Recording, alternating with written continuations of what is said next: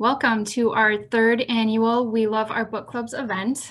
Very sad that I won't be able to see you all in person. We usually do get to meet in person, but I am a little bit glad that I don't have to go out in the freezing cold tonight.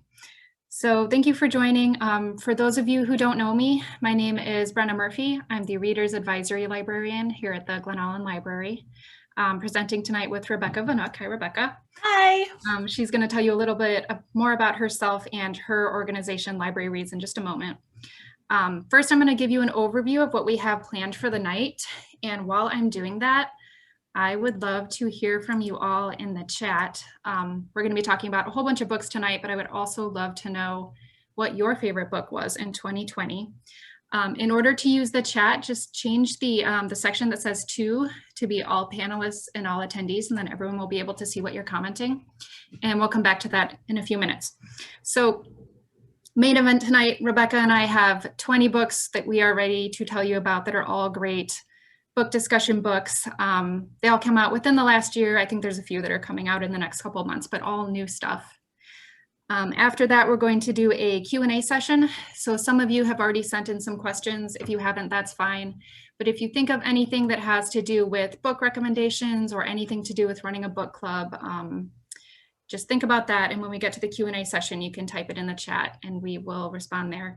And we would love to hear from you in the chat all night. So if we're talking about a book and you have a comment or a question, just type that in the chat and we are checking it.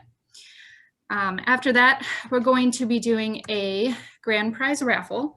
So we have what I call a book club basket. I know you can't totally tell what's in this photo here, so I will tell you. There's a $50 gift card to the Glen Ellyn Chamber of Commerce that you can use at any store in Glen Ellyn. I had the idea that you could buy books with it, but you don't have to. There's also some stuff that you can share with the rest of your book club. So we've got 10 individual little packs of chocolates. You can eat them yourself. You know, you don't have to share it with your book club if you don't want to.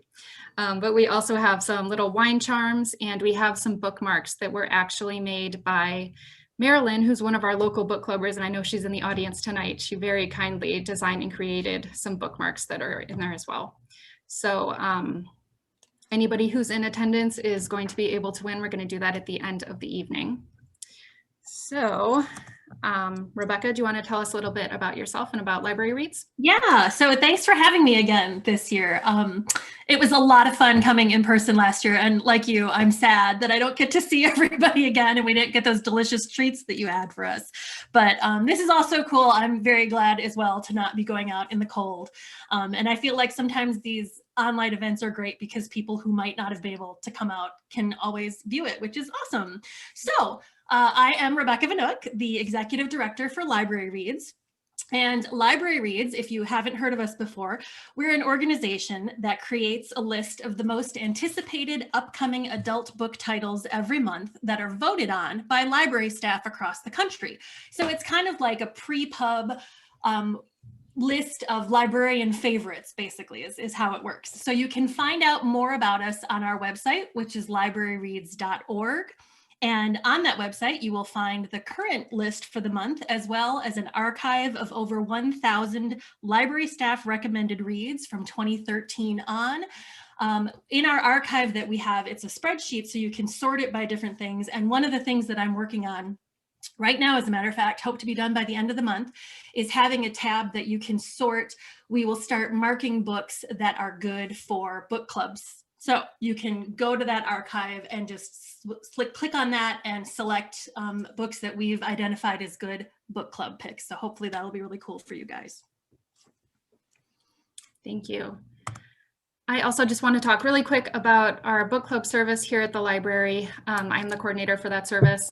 And a lot of you are already signed up, but I know there's a few that aren't. So the way it works is you have to have at least one person who lives in Glen Ellyn. It is intended for local book clubs. But you sign up with us and you tell me what books you're reading the day that you're reading them, and I will get copies for you and put them at the drive-up window for you to pick up. And I can also do recommendations and discussion guides and all sorts of stuff like that. If you sign up, you also get access to more than 40 of what I call book bundles. And those are all books that are discussion friendly. A lot of them are some of the newer bestseller books. You get access to those when you sign up. There's a really quick overview. If you have any more questions, my contact info is going to be at the end of the presentation, so you can always reach out to me. And I already see some Q&A questions, which is awesome. We will get to a little bit later.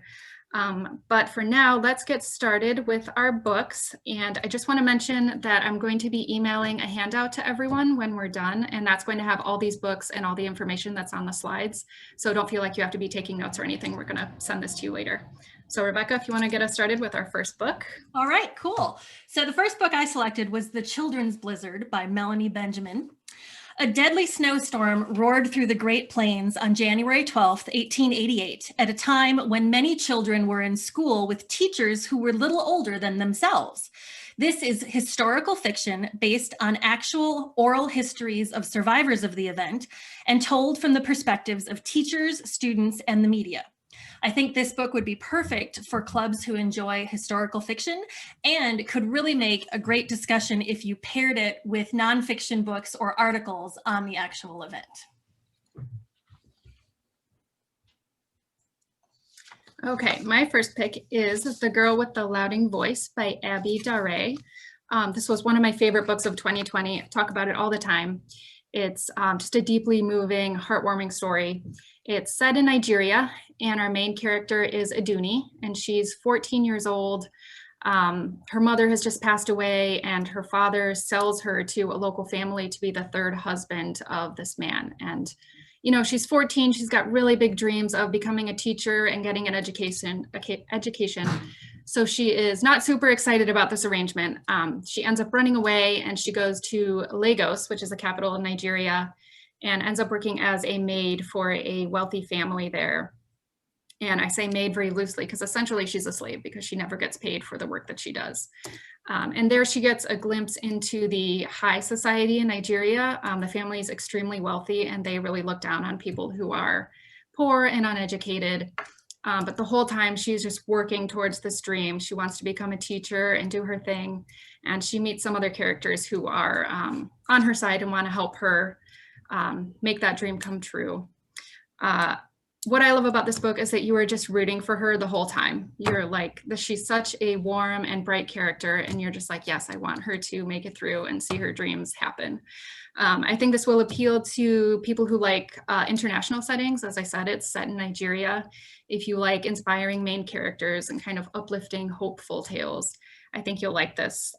As for some read-alikes, if you liked Homegoing by Ya Jessie, or Americana by Chimamanda Ngozi Adichie, I think you would like this one. Once again, that is The Girl with the Louding Voice by Abby Daré. Cool. So my next one is also a little bit on the uplifting side. I think that this year, Brenna, you'll probably agree, right? That like we're sort of looking for stuff that's a little more comforting and a little like more lighthearted. So I thought this would be a really good choice for that one. This is Before the Coffee Gets Cold by Toshikazu Kawaguchi. And in this very thin novel also, so it's easy to read too. You don't have to feel, some of the other ones I have are big, thick ones. This is a nice, slim, slender book. And here we have a small cafe that features something odd and almost magical. If someone sits in a particular chair and a cup of coffee is poured for them, they can travel to the past for as long as it takes the cup to cool. In this brief story, the lives of customers and staff intertwine, and 4 hopeful people sit in the chair. So the book does deal with different kinds of loss, but ultimately it's warm and uplifting. I think this would be great for clubs looking for something a little soothing in these trying times. Absolutely, I agree with everything you have said. My next pick is our first nonfiction of the evening. It is Hidden Valley Road, Inside the Mind of an American Family by Robert Kolker. I think this is one that will appeal to people who are interested in like medical history. What I really liked about it is that it's a combination of like kind of this dense research about the history of schizophrenia, but it's also a very personal story. So it's about the Galvin family, and they raised 12 children in Colorado from like the 50s through the early 70s. And 6 out of those 12 children ended up being diagnosed with schizophrenia, all boys. And they ended up, since like there wasn't a whole lot known about the illness at that time, they ended up being studied pretty intensely, and they contributed a lot to the medical knowledge that we have now. But it's also very personal. They talk about, being institutionalized and the effect of having so many family members with mental illness, like what it was like to grow up in that kind of a situation. It also really goes into the different treatments that were available for schizophrenia at the time. So like the history of lobotomies is terrifying and fascinating, and they go into that. They also talk about shock therapy, the different medications, the institutions that were common at the time. It's really well researched, really engaging and well written.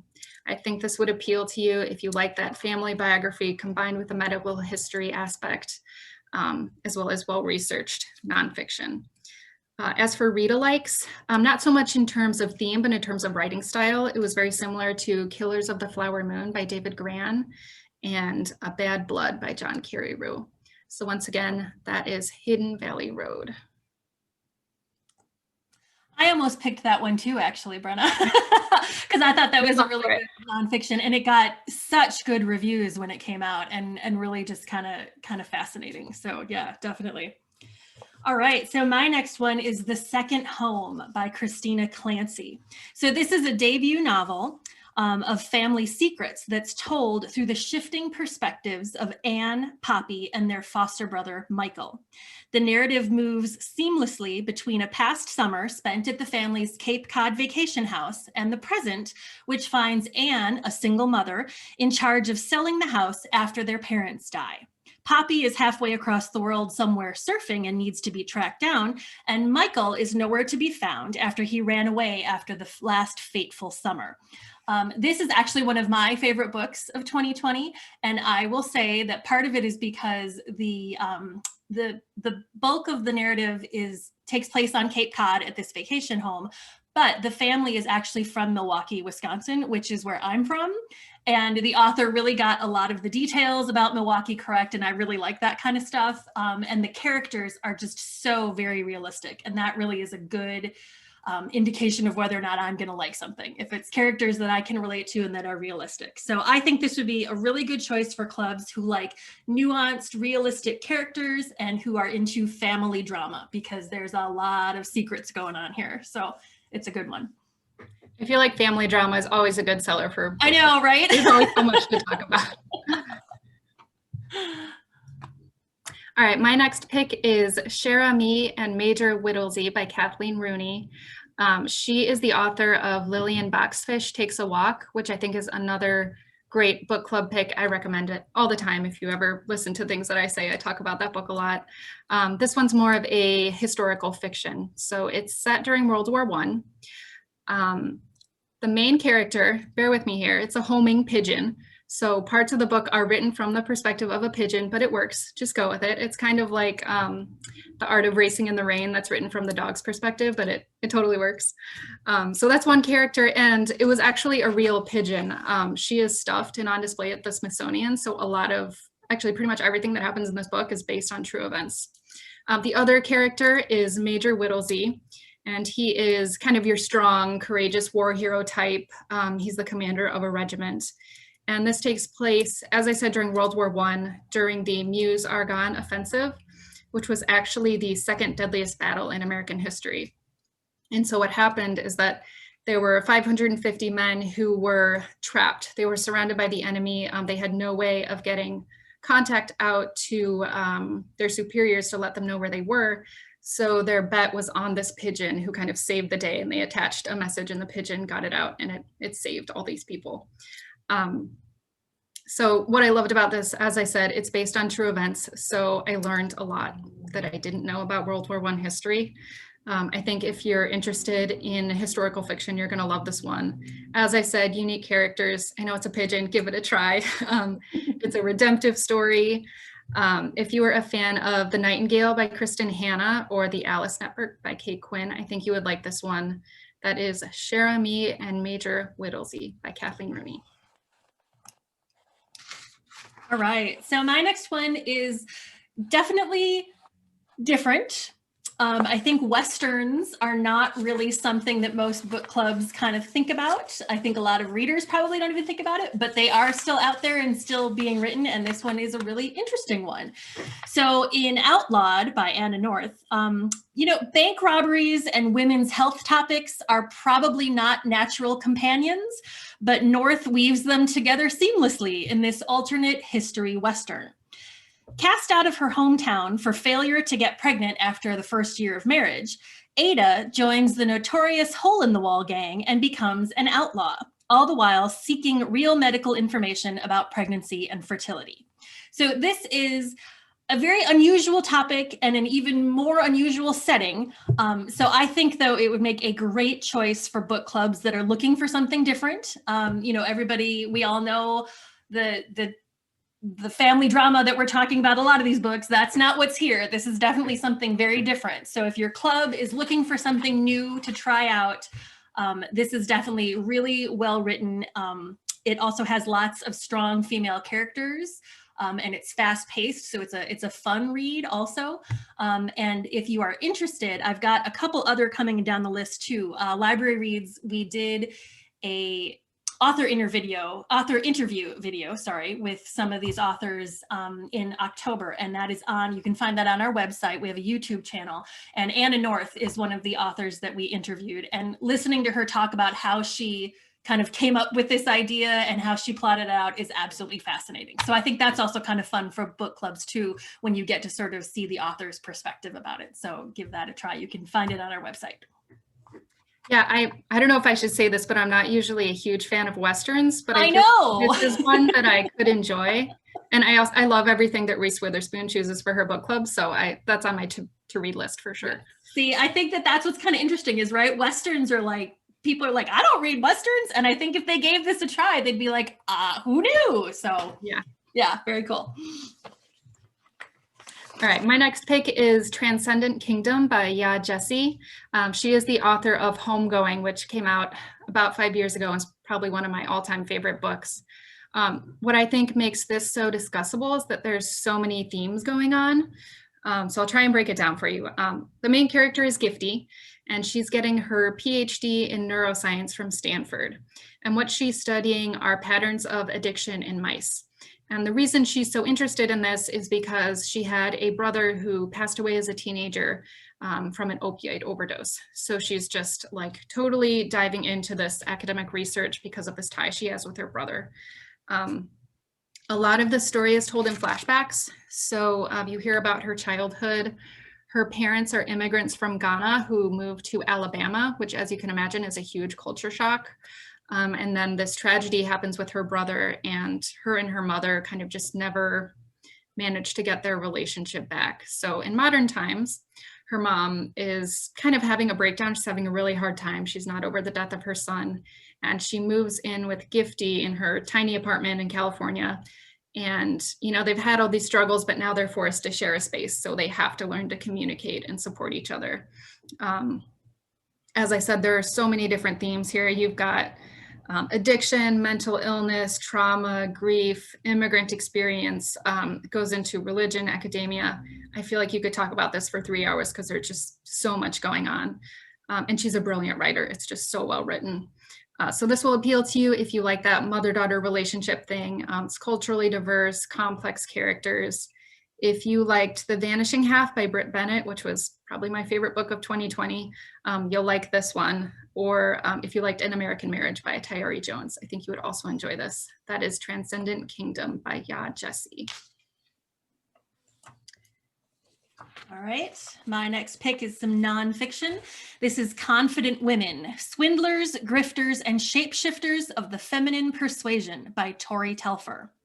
It's a thoroughly entertaining and darkly humorous roundup of history's notorious but often forgotten female con artists and their bold, outrageous scams by the acclaimed author of Lady Killers. Tori Telfer also runs a podcast, a very popular podcast about true crime. focused on women. So in this book, though, the art of the con has a long and venerable tradition, and its female practitioners are some of the best, or should I say worst.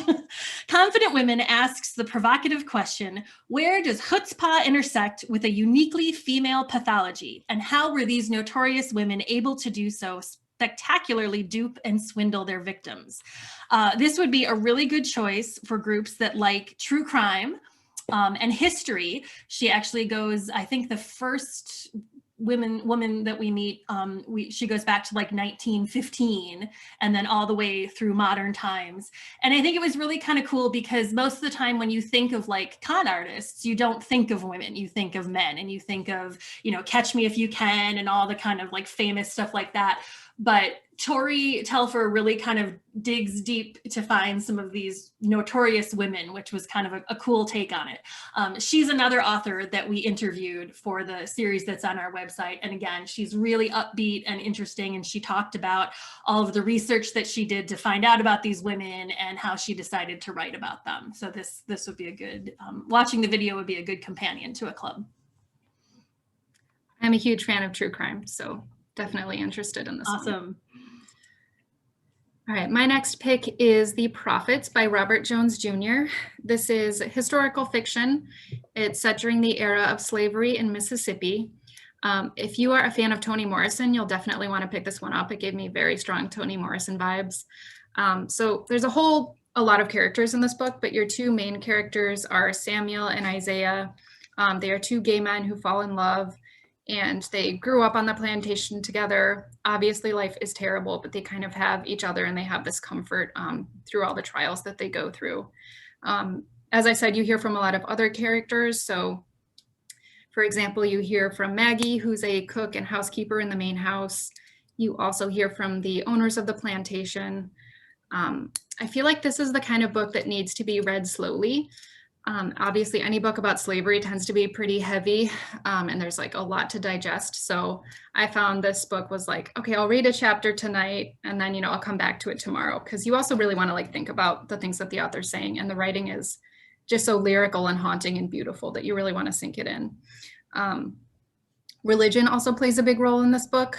A lot of the chapters are named after chapters of the Bible, and a lot of the characters have biblical names.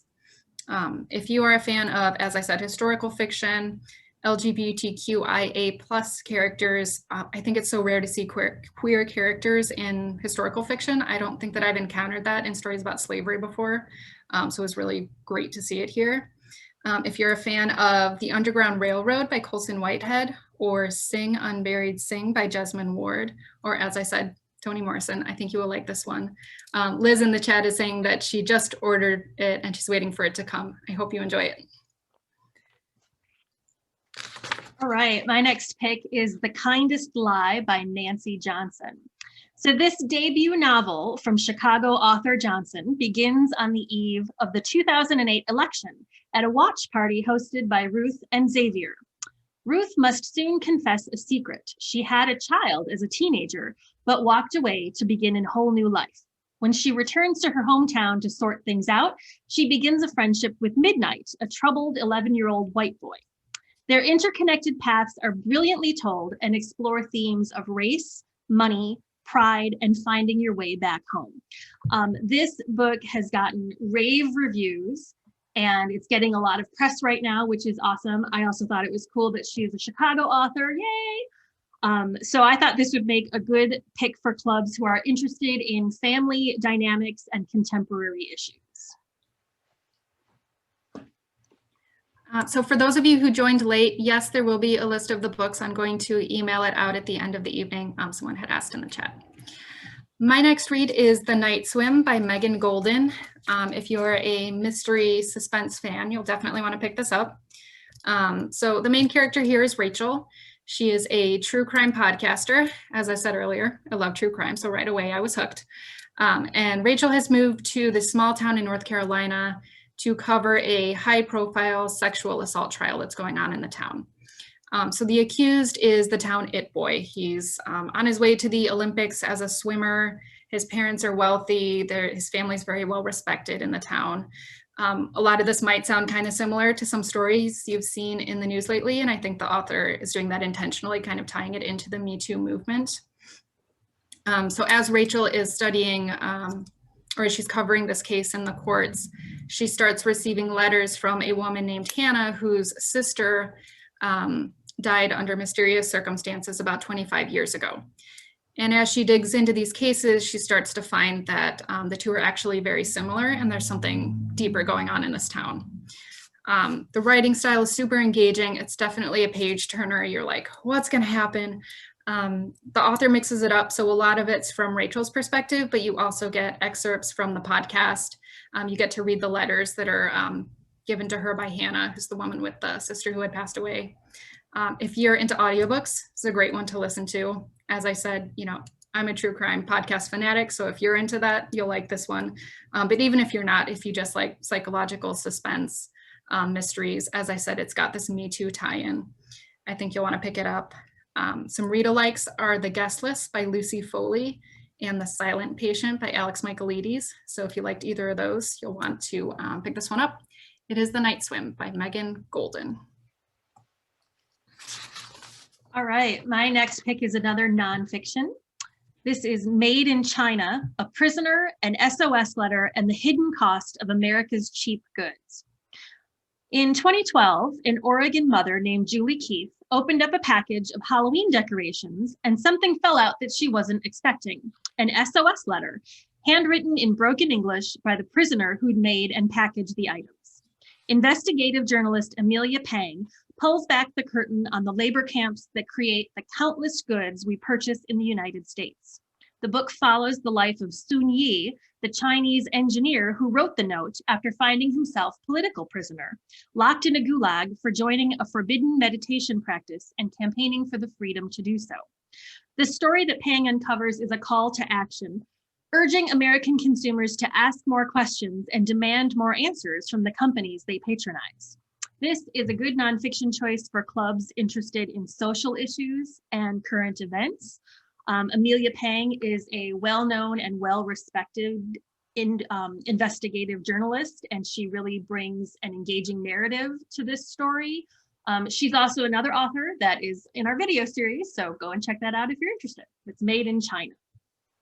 I actually just started listening to this one yesterday. Oh, cool. And as you mentioned, the beginning of the book, she opens up these Halloween decorations and finds a letter from someone who is in a Chinese work camp. And it's like the best hook ever. After I read that, I was like, I've got to find out what's going on here. Right? I mean, that's what I really, when someone asked, and I know we'll answer it later, but like, what do you look for when you're choosing books? And for me, when it comes to nonfiction, that hook that you just mentioned, right? Like I look for nonfiction that's written in a very engaging style, and this one definitely fits the bill. My next pick is The Midnight Library by Matt Haig. And Rebecca, earlier you were saying how right now sometimes you just need like a feel-good kind of pick-you-up book for these times. This is definitely one of those. Yeah, books. Totally. Admittedly, it does start out really sad, but I promise it picks up by the end. So it's a book about Nora. She's a woman in her 30s, and she's kind of going through a life crisis. Her career is not what she wants. Her relationships aren't great. She has issues with her family. And basically, she's just very fixated on all these regrets that she has in life. And so one night, in a moment of desperation, she stumbles upon what is called the Midnight Library. And here's how the library works. Every book in this library is an alternate life that she could have had. So she picks up the book and starts reading, and she's transported into this alternate life. So one of them, it's like, what if she had married her ex-boyfriend and they opened up a pub in the English countryside? So like, bam, she's in that life and she finds out how it would have gone. In another one, she becomes an Olympic swimmer. In another one, she moves with her best friend to Australia. And of course, as she's hopping between these lives, she starts to realize, maybe what she thought was important isn't all that important. And she starts to learn kind of about herself and what she really wants in her life. What I liked about this is that it's very much a contemporary fiction, but it also has that little hint of fantasy. So if you like kind of the fantasy and the self-discovery kind of element, if you like books set in England, which is always, a selling point for me, and kind of the unusual premise of the Midnight Library, I think you'll like this one. For read-alikes, if you liked The Time Traveler's Wife or Eleanor Oliphant is completely fine. I think you would want to pick this one up. Once again, that is The Midnight Library by Matt Haig. All right, my next pick is The Arctic Fury by Greer McAllister. Based on real people, a dozen women join a secret 1850s Arctic expedition, and a sensational murder trial unfolds when some of them don't come back. Eccentric Lady Jane Franklin makes an outlandish offer to adventurer Virginia Reeve. Take a dozen women, trek into the Arctic, and find her husband's lost expedition. 4 search parties have failed to find him, and Lady Franklin wants a radical new approach. Put the women in charge. A year later, Virginia stands trial for murder. Survivors of the expedition willing to publicly support her sit in the front row, but there are only 5. What happened out there on the ice? This is a thrilling read, very adventurous, recommended for groups that like historical fiction and fiction with a great sense of place. I actually did an interview with this author last month, and we talked about that, and so many readers were saying that the Arctic is practically another character in this book. So if your group likes really strong settings, this is a great choice for that. Lady Jane Franklin and the missing Franklin expedition is actually real events and real people. Virginia Reeve and the dozen women that went out to find him are not real, but it is inspired by true events, which is also kind of cool. And I think it would make a great book club selection to kind of balance that with some articles or pieces on actual Arctic expeditions of the time. Oh, and this is a big one. It's a big, thick book. So give your folks plenty of time to read it. Good to know. You might need like an extra month. Yeah. All right, my next pick is Between Two Kingdoms, a memoir of a life interrupted by Suleika Jawad. She is a New York Times columnist, and this book is about her 5-year battle with cancer. So the story begins, she's 22, she's just graduated from Princeton, she moved to Paris, and she's just loving her young adult life. But she starts having these weird symptoms. So she's tired all the time, she's itchy, she's losing a ton of weight. At first she's like, well, it's in my head or it's my lifestyle or something. But it keeps getting worse. And she eventually gets a diagnosis of leukemia and moves back in with her family in the States. And so the next few years are about her treatment. So she gets chemo, radiation, bone marrow transplants, the whole thing. And it goes into her relationship with her family. She's got an amazingly supportive boyfriend, her family, her friends, but she also starts writing this column for the New York Times that is about her battle with cancer. And she makes all these friends on the internet through that. And she starts making connections with other people who have had cancer, and it becomes very popular. And so the second half of the book is about this road trip that she takes, and it's a 100-day journey. She drives across the US, and she's meeting in real life all these people that had kind of supported her through the internet during her journey with cancer. And so one of them is like a teacher grieving the loss of her son. Another is a man who's on death row. Any book that deals with cancer is going to be pretty heavy. Since it's a memoir, you do know that she survives. So there is some comfort in that, but it is definitely, hard to read at times. But it's really beautifully written. Her story is just amazing. So if you like books about cancer survivors, if you like travel writing, the themes of like heartbreak and rebirth, you'll want to check this one out. It reminded me of Being Mortal by Atul Gawande, or Maybe You Should Talk to Someone by Lori Gottlieb. So once again, that is Between Two Kingdoms by Suleika Jawad.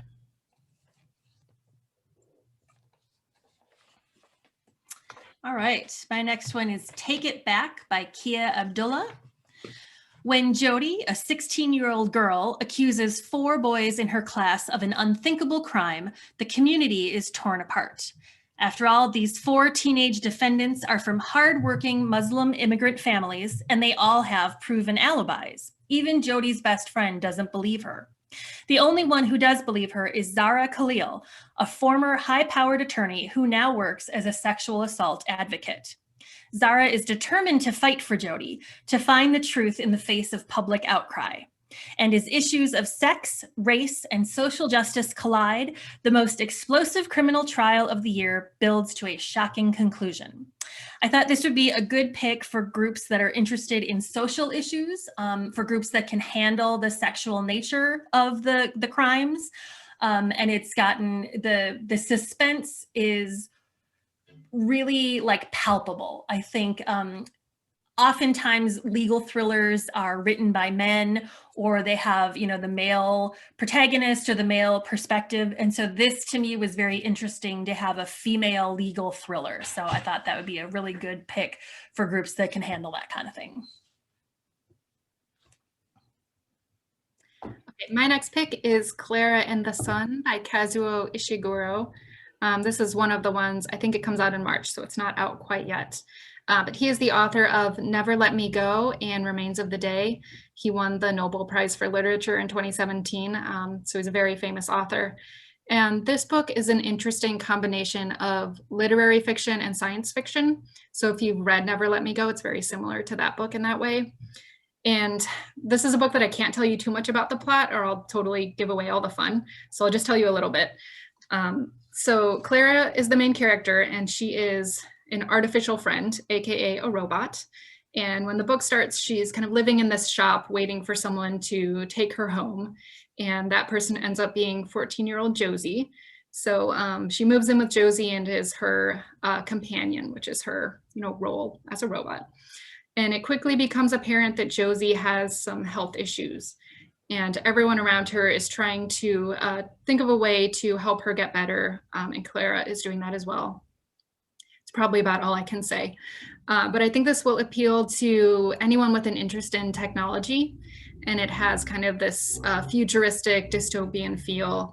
It ties into like environmental and social issues, so it also feels current in a way. If you were a fan of The Handmaid's Tale by Margaret Atwood, or anything written by Haruki Murakami, I think you would like this. So once again, that is Clara and the Sun by Kazuo Ishiguro. All right, for my last pick, I have The Office of Historical Corrections by Danielle Evans. So Evans is widely acclaimed for her blisteringly smart voice and X-ray insights into complex human relationships. In this collection, which is a novella and short stories, Evans zooms in on particular moments and relationships in her characters' lives in a way that allows them to speak to larger issues of race, culture, and history. She introduces readers to Black and multicultural characters who are experiencing the universal confusions of lust and love and getting walloped by grief, all while exploring how history haunts us personally and collectively. Ultimately, she provokes us to think about the truths of American history, about who gets to tell the stories and the cost of setting the record straight. I think this would be really good for groups who are interested in exploring short story collections, as well as those who like literary fiction. It is very literary, but also very relatable. I think that the themes of, you know, again, strong female protagonists, racism, grief, trauma, family dynamics, all really good, you know, juicy book club stuff. And I think that a lot of clubs don't always gravitate to short story collections or things like that. And this would be a really good place to start. The stories are sort of connected, but not really. You can read them individually, you can read them as a group. And I think that that might appeal to a lot of people as well. Yeah, kind of like what you were saying. I think that book clubs don't give enough love to short story collections. So I think it's good, like if you want to spice it up and read something different, short story books would be a good way to go. Totally, totally. All right, this is our last book recommendation of the evening. So quick reminder right now, if you have anything that you want to talk about during our Q&A session, start thinking about that, putting it in the chat. Also, if you have a book that you would like to recommend to us, you can also put that in the chat.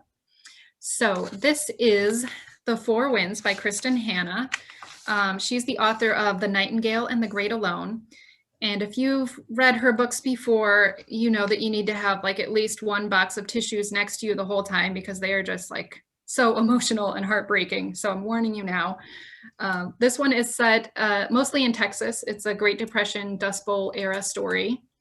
And it's set in a farming community, and it's, you know, it's a terrible time. It's the Dust Bowl. So there's poverty, there's homelessness, starvation. A lot of people are taking off out west to try and find something better, but some people are kind of sticking it out on their farm and trying to make it work. So the main character is Elsa. She's kind of your typical strong female character. She's a mother, she's a hard worker. Her marriage has not been what she wanted or expected, but she's kind of someone who makes the best of her circumstances. And her relationship with her daughter is central to the book. So we also hear Larita's perspective. You know, as I said, it's a story of trials and heartbreak. They end up leaving Texas and going out to California to try and find something better. But it turns out life for a migrant worker in California is also not great. So I learned a lot about the Dust Bowl era through this book. I mean, I know it was terrible, but you know, stuff like kids wearing gas masks, and you know, it was really, really rough. So if you're a fan of historical fiction, fascinating characters, emotional storytelling, as I said, bring your tissues. If you are a fan of Orphan Train by Christina Baker Klein, or Before We Were Yours by Lisa Wingate, I think you'll like this one. And this just came out last week, and I just received our bundle set. So I have 10 copies set aside for book club. So if you want to read this one, let me know and I can make sure that you get it. All right. So let's move on to our Q&A.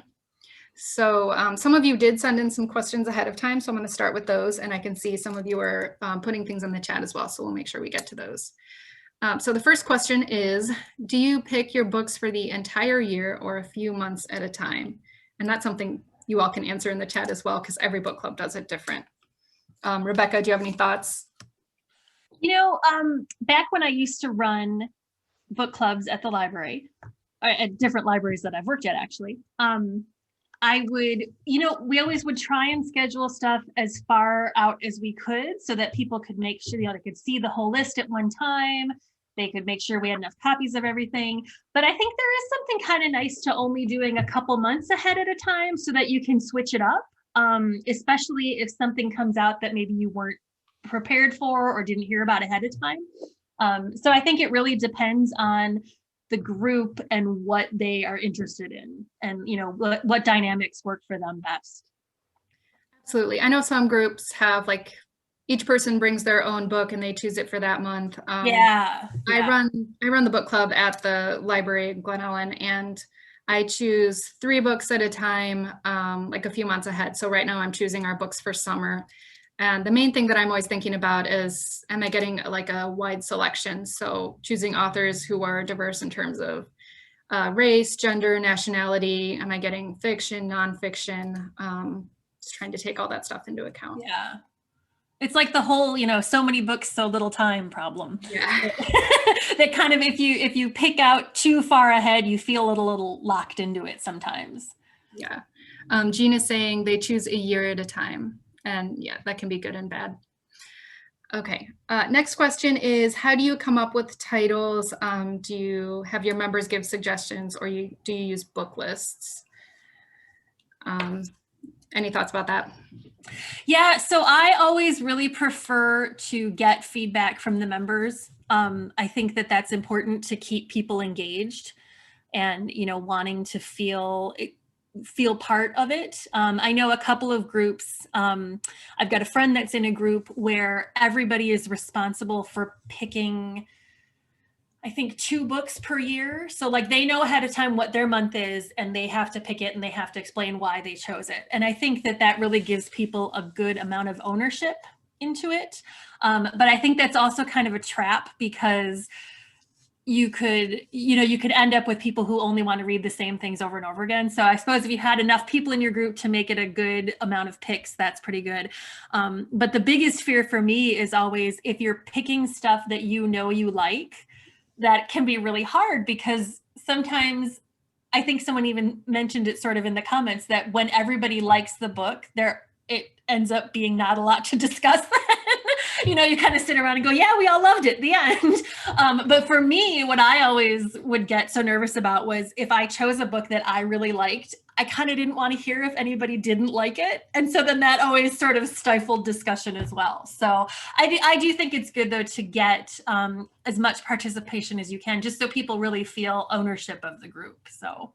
Yeah, I always think it's a lot more fun if at least one person hated it. Because right. you get all that emotion and you get some contrasting opinions. Yes, then you can actually have a real meaty discussion about stuff. Yeah. Anita is saying in the chat that they have a rule, at least one person must have read the book.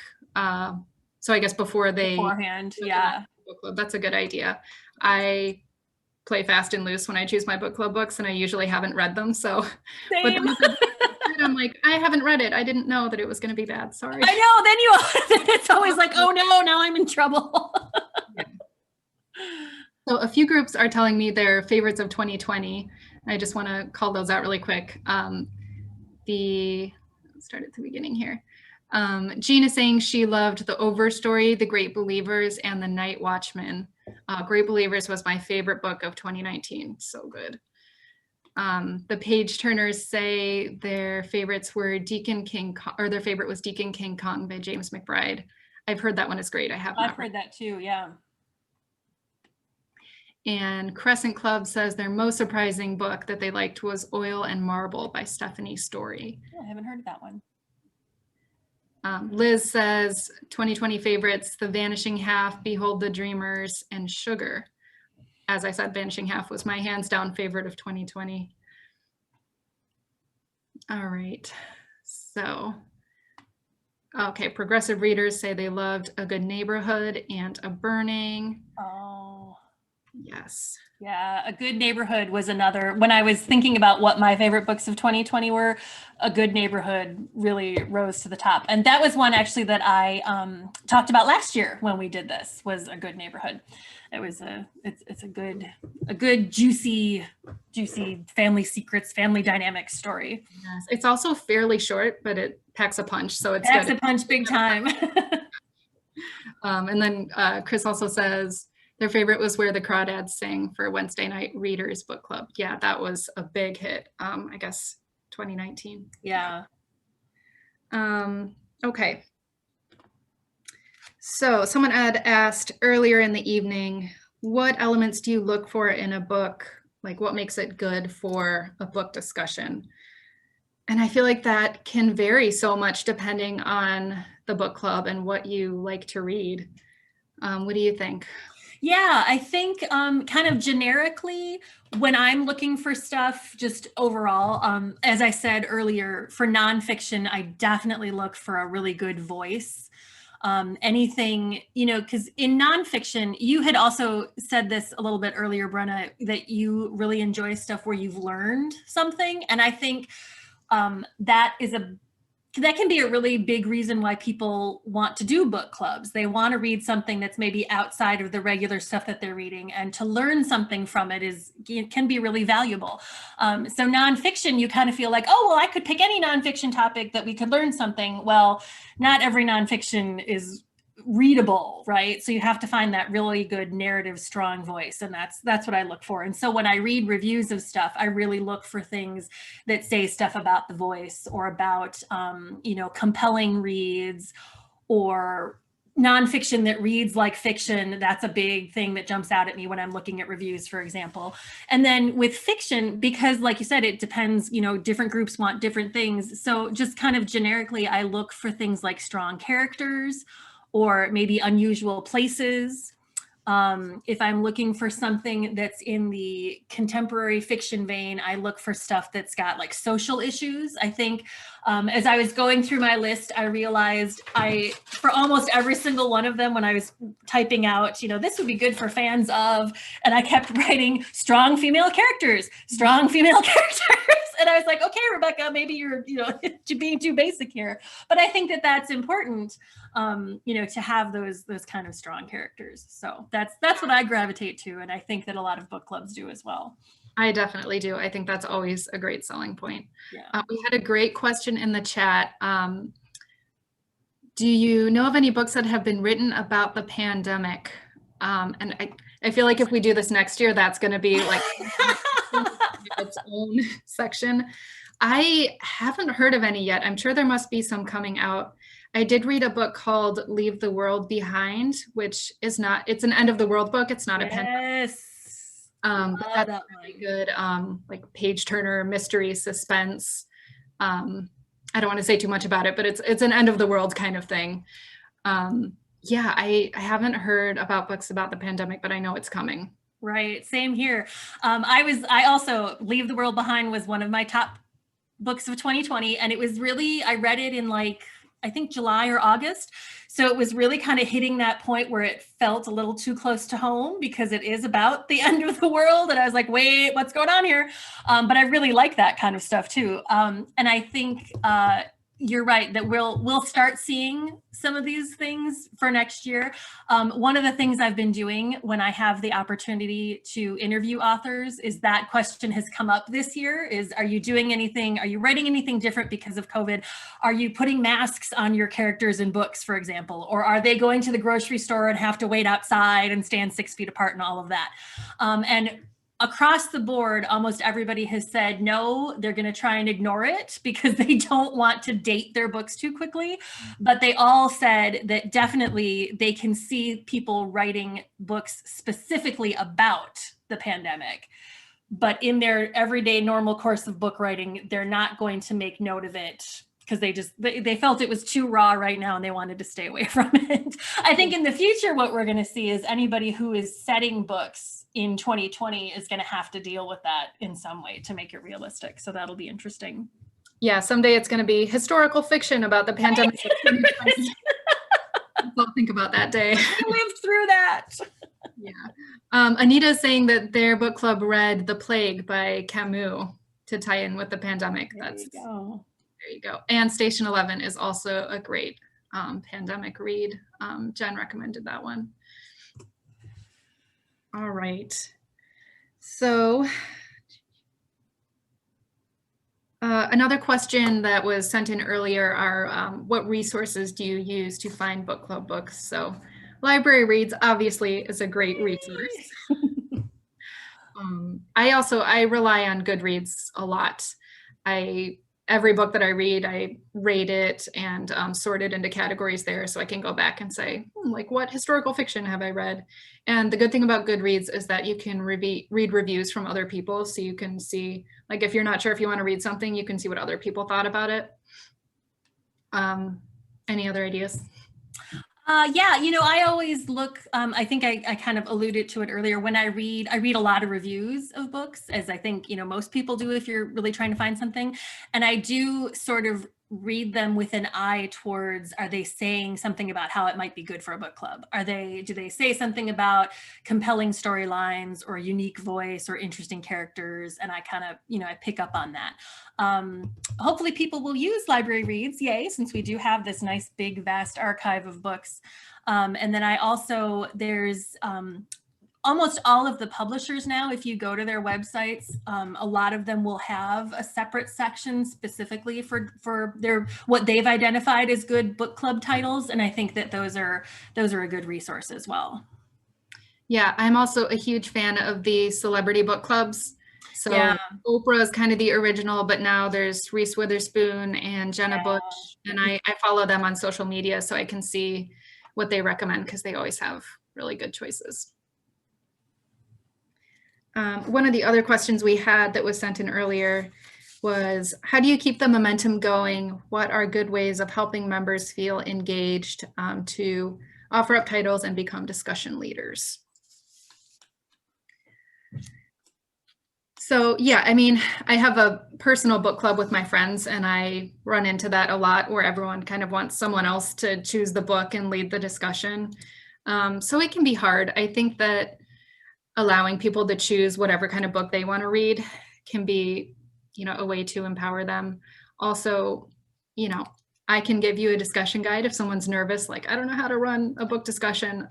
You can contact me. I can send you a discussion guide and it takes some of the pressure off because it'll come with questions and then you don't have to think about it yourself. Any other ideas? No, I agree. I think definitely it really makes it easier when you have discussion questions already, so you don't feel quite so put on the spot to come up with them. And that also is another good thing about checking the publishers' websites, because oftentimes they'll have 10 questions ready to go for you, which is really cool. And sometimes, you know, if the book comes out in hardcover and then the marketing team at the publisher decides it's a good book club pick or it's been selected by somebody big, then when the book comes out in the trade paperback, they'll add those discussion questions in. But if you don't happen to have that copy, they'll usually have it on their website as well. So I don't think I can ever like go blind into a discussion. I have to have some pre-written questions ready for me. and it's great because so many of those things exist out there.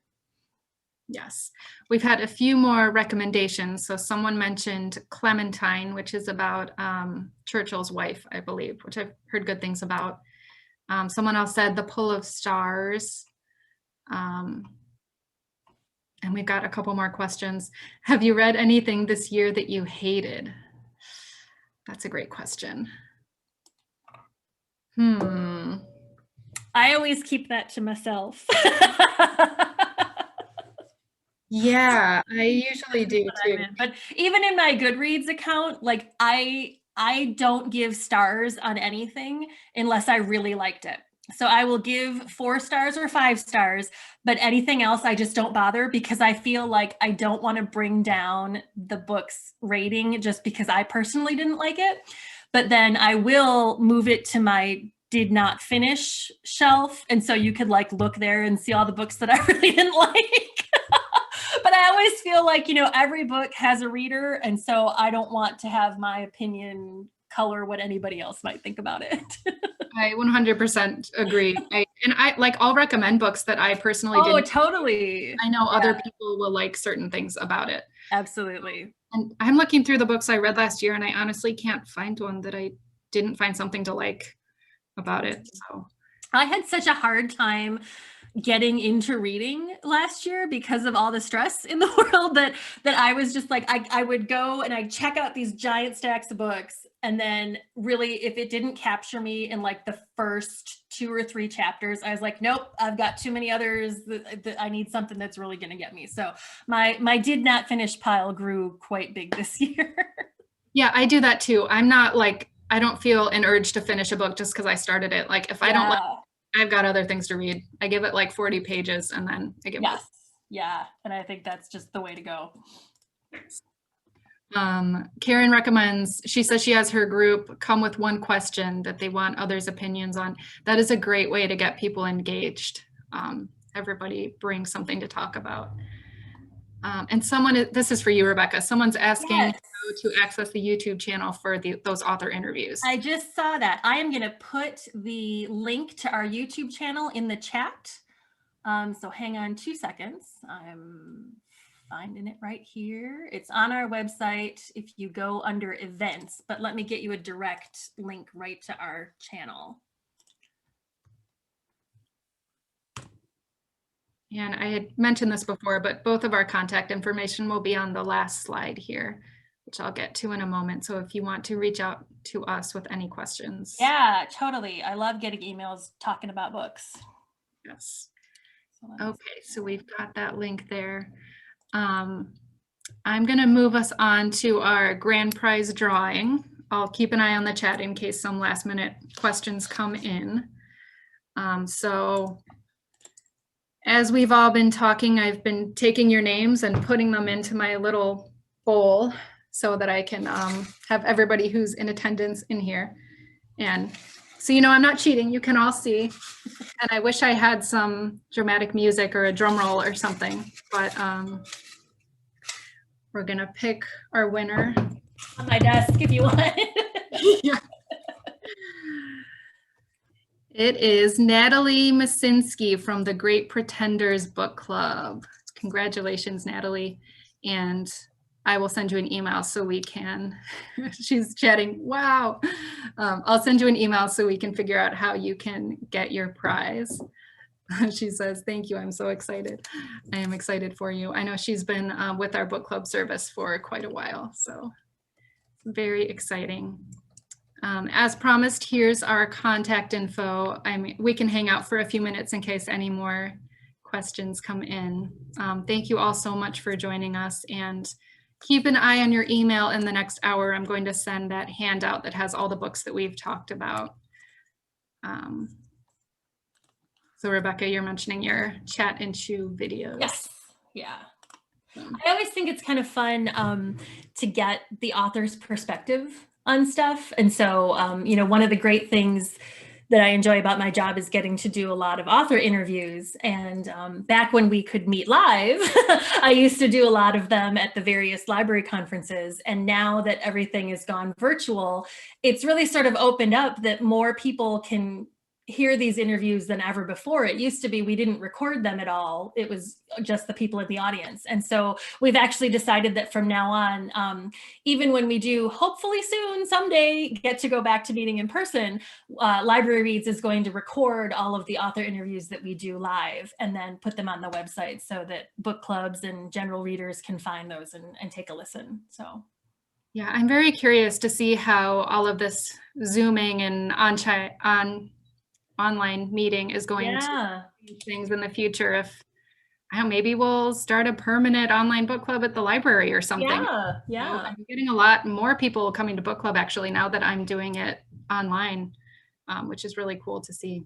It is very cool. Agreed. We did get one more book recommendation. Marcy says surprise favorite was Say Nothing, A True Story of Murder and Memory in Northern Ireland by Patrick Radden Keefe. I've heard great things about that one. That's a true crime one. All right, I'm gonna call it a night. Thank you all so much for joining us, and I hope you have a lovely evening. Bye, everyone.